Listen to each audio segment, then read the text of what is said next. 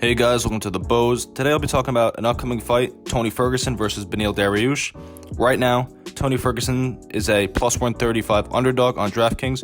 Beneil is a minus 165 favorite, so a fairly close betting line. But Tony is the underdog because of his last two fights. Tony got beaten very badly in those fights. Despite being the underdog and the prior bad fights that he had in his last two performances, I think this is a good matchup for Tony. Beneil and Tony are both very similar. They're both BJJ black belts. They're both very creative and unorthodox in their striking and ground game. They both have good cardio. Tony especially has exceptional cardio, right? And they are both fundamentally not sound when it comes to their striking, especially their boxing, which is what led to Tony's loss against Justin Gaethje. Although both guys don't have ideal striking fundamentals, mainly speaking about their boxing, their deficiencies are in different areas. In my opinion, Tony's deficiency is in the head movement and defensive boxing area.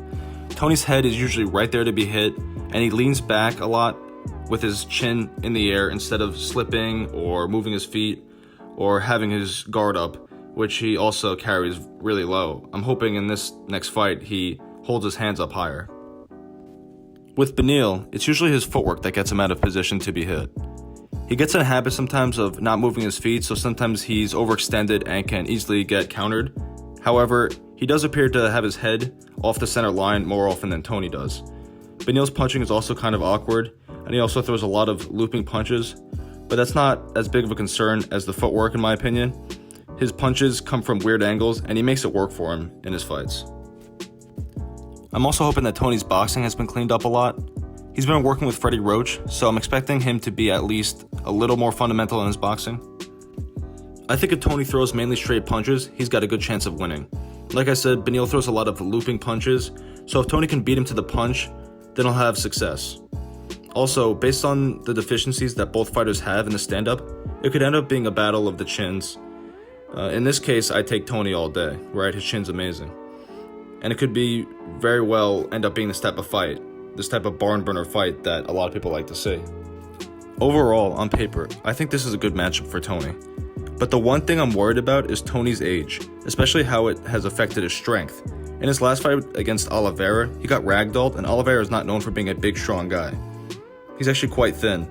So if Tony really has regressed significantly due to his age or a decrease in strength or decrease in speed or something else, then of course Tony will have a tough time in this fight. I think this fight will be the true determinant of how much Tony's age is affecting his performances. The last two guys may have just been that good. I think Justin Gaethje and Charles Oliveira are both elite fighters. We'll see what happens. I'm a fan of both guys, and it appears to be a real people's main event type of fight, and a fight that hardcore fans are really looking forward to. Alright, that's all I got for you today. Leave a like, subscribe, and let me know in the comments who you think is going to win this upcoming fight. Do you think Tony is really compromised because of his age? Or do you think he'll come back with a win over Beneil? What do you think is going to happen? Let me know. Until next time, peace.